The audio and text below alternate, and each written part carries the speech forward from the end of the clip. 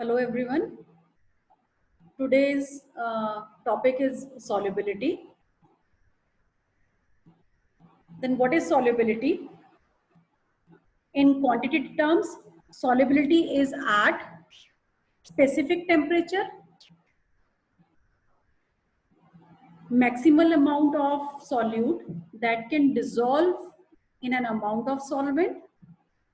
In qualitative way, it can be defined as when the solute, that solute may be solid, liquid or gas, is dissolved in solvent, and that solvent may be solid, liquid or gas, to form a homogeneous solution of a solute in a solvent. That is called solubility. According to IUPAC, that is International Union of Pure and Applied Chemistry, defines the solubility as an analytical composition of a saturated solution expressed as a proportion of a designated solute in a designated solvent. So the solubility of a substance depend on the solvent used and the temperature and pressure. So temperature and pressure are the major factors that affects the solubility. So this solubility of a drug can be expressed in several ways. Solubility is expressed as ppm, that is parts per million, according to British Pharmacopoeia, and in mg per ml and moles per ml. In USP, describes the solubility of a drug as the part of the drug dissolved in a particular solvent for a part of a solute. So USP describes the solubility using in several groups. That groups are very soluble, freely soluble, soluble, sparingly soluble, slightly soluble, very soluble, then practically soluble. These are the following groups or following terms which are used as a description of solubility. So uh, uh, we have discussed earlier about qualitative and quantitative. So in quantitative, that is exact definition is gram of solute that will dissolve in 100 grams of solvent to make a saturated solution at a particular temperature, or grams of solute that will dissolve in 100 ml of solvent to make saturated solution at a particular temperature. That is called solubility. And in terms of qualitative, that it is defined as the spontaneous interaction of two or more substances to form a homogeneous molecular dispersion. So as per BP and as per USP, defined solubility, number of parts of solvent required to dissolve one part of the solute as a particular temperature, or the number of milliliters of solvent in which 1 gram of solute will dissolve. Then what are the factors that affect the solubility? So main factors are temperature and pressure. So first factor is temperature. So most liquid dissolve with absorption of heat, and the solubility of such solids increase as the temperature increases. For example, solubility of NaCl, NaNO3, KNO3 in water increases with the temperature. For solid, which dissolves with the evolution of heat, increase in temperature causes a decrease in solubility. For example, solubility of calcium hydroxide in water. Then this effect of for temperature represented by the use of solubility curves. Then what are the solubility curves? In solubility curves, we have taken on x-axis temperature and on y-axis concentration or solubility. So solubility curves are the curves drawn between the solubility and temperature. It shows the effect of temperature on a solubility of a substance. The solubility curves of substances like calcium acetate and calcium carbonate shows decrease in solubility, while those of sodium nitrate, lead nitrate shows a considerable increase in solubility with increase in temperature. There are different solubility parameters. That solubility parameters explained with the help of Hildebrand equation. That Hildebrand proposed this equation in 1936, and this equation is the square root of the cohesive energy density. Cohesive energy density is called Hildebrand proposed parameter. Then these are the solubility curves. On x-axis temperature, on y-axis solubility.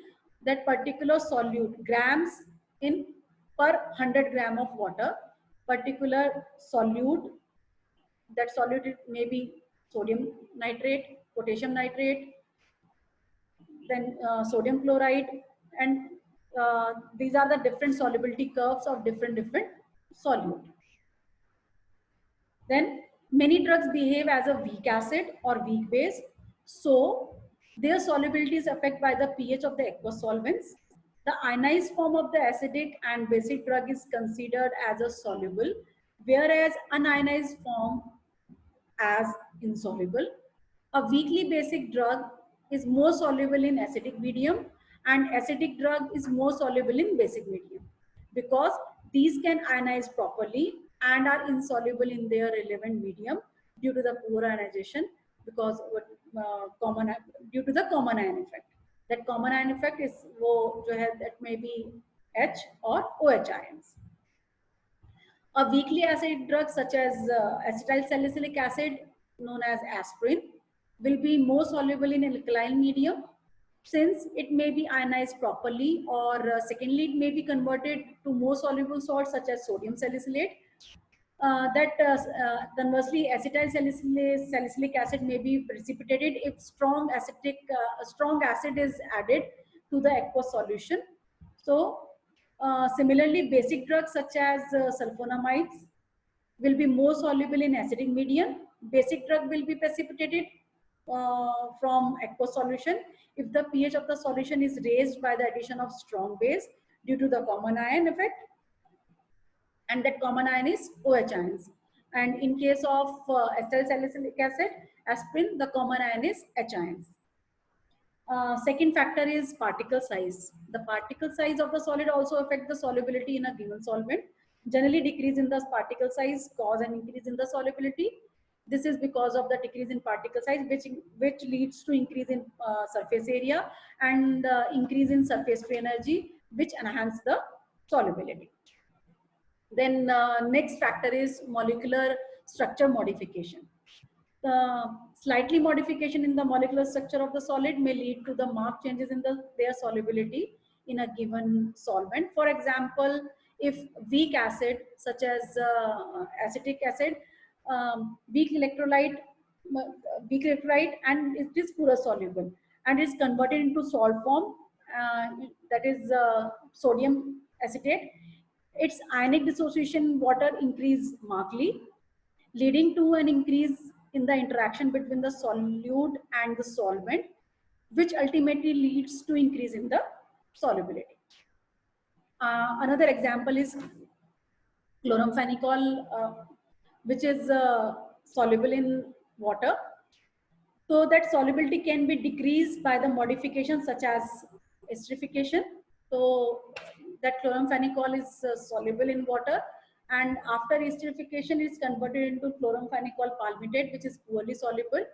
Such decrease in solubility is sometimes beneficial in the pharmaceutical practice, since this decrease in solubility helps in taste masking of certain drugs such as chloramphenicol, which is that chloramphenicol has bitter taste, and after esterification the taste is little bit improved, and which is used in pharmaceutical formulation effectively, especially in liquid dosage form. So that poorly soluble drug, that after conversion it converted into chloramphenicol palmitate. This is the best example for decrease in solubility after modification.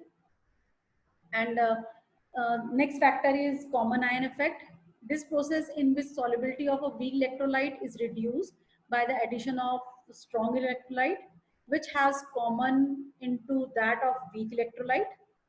After ionization of sodium chloride in water can be represented as a equilibrium constant expression, which is sodium chloride is converted into, it dissociate into sodium or chloride ion. After addition of hydrochloric acid, that H ion it dissociate ionize into H ion plus Cl ion. On passing HCl gas to the aqueous solution of the sodium chloride, concentration of chloride ion is increased. Therefore, some of the sodium chloride is precipitated out and maintain the constant value of the equilibrium constant. This is called the common ion effect, which reduce the solubility. Then next factor is complex formation. The apparent solubility of some solute in a liquid may increase or decrease by the addition of substance that forms a complex which is either more or less soluble. Solubility of iodine in water is increased by addition of potassium iodide, which forms a soluble complex, that is potassium Ki3. तो ये है हमारा iodine is insoluble. After addition with Ki, it is converted into complex, that is Ki3, which is soluble in water. On the other hand, solubility of tetracycline is reduced when it forms complex with calcium. So tetracycline is combined with calcium. That calcium is the part of the diet or another OTC drug or another medication. So that calcium is combined with tetracycline and it's converted into calcium tetracycline, which is a complex, and it is poorly soluble complex. So that calcium reduces the therapeutic activity of the tetracycline. Then next factor is next effect is surfactants, which is also known as solubilizing agents. So solubility of a poor soluble drugs may be enhanced by the technique using as micellar solubilization, which involves the use of surfactant for increasing the solubility. With the surfactant having hydrophilic, that is water loving, or lipophilic, hydrophobic, water hating portion is added to a liquid, is rearranged itself to form spherical arrangements, spherical aggregates, that is known as micellase. Or these micellase behaves in aqueous medium differently, and in oily medium, non-aqueous medium is behave another type of micellate. Then in aqueous medium, the surfactant molecule orientate in such a manner that their hydrophilic portion faces the water and lipophilic portions resides in the micellar interior. An insoluble compound added to the surfactant liquid enters the micellar interior and gets dissolved. That circular portion is hydrophilic, and this is a tail, that is hydrophobic part, lipophilic part. In aqueous medium, the hydrophilic parts, that hydrophilic part is part faces the water, and that lipophilic part prepare a hole which is suitable for non-aqueous medium. Similarly, for non-aqueous medium, the surfactant molecules orientate in such a manner that their hydrophobic portion faces the non-aqueous liquid and hydrophilic portion resides the micellar interior. An insoluble compound such as water added to the surfactant liquid enters the micellar interior and get solubilized. तो यहाँ पे देखिए these are the inverted micellae. तो यहाँ पे अब hydrophobic portion जो है उसने नॉन एक्वस की तरफ फेस कर लिया है, और हाइड्रोफिलिक पार्ट जो है वो अब एक यहाँ पे उसने वो अंदर की साइड पर है, और that is best comfortable for जो अगर अभी आप इसमें फिलिक पोर्शन ऐड करते हैं तो वो हाइड्रोफिलिक पोर्शन जो है वो इजीली उसको अपने साथ मिक्स कर लेगा, तो ये हमारे इनवर्ट माइसिले फॉर्म हो जाते हैं in case of non aqueous liquids. Then next is solubility of electrolytes. That electrolytes, solubility of electrolytes depend upon the dielectric constant. So the solubility of electrolyte is water primarily depend on the dissociation of the dissolved molecule into the ion, and the ease with which the electrolyte dissociate depend on the dielectric effect. For example, sodium chloride. That sodium chloride is easily soluble in water because the sodium chloride easily dissociate into sodium ions and chloride ion, which is perfectly soluble in water. And in case of water soluble non-electrolytes such as alcohol, to an aqueous solution of a sparingly soluble salt, that decreases the solubility of sparingly soluble electrolytes, that is salt. This effect is due to the lowering of dielectric constant of solvent by an non-electrolyte, and this in turn reduce the dissociation of the salt. और अगर dissociation of the salt जो है वो reduce होगा तो उसकी वजह से सॉल्युबिलिटी पे इफेक्ट पड़ेगा. ठीक है, तो ये हमारे हमने अभी यहाँ पे स्टडी किया है. These are the different factors, following factors which affect the solubility. After that, we have discussed about in next class we discuss about the solubility of gases in liquid, then solubility of solid in liquid, solubility of gases in gases, and what is the role of dielectric constant, what is Raoult's law, what are azeotropic mixtures. So in next class we are going to discuss these remaining part. So good day, best of luck, thank you.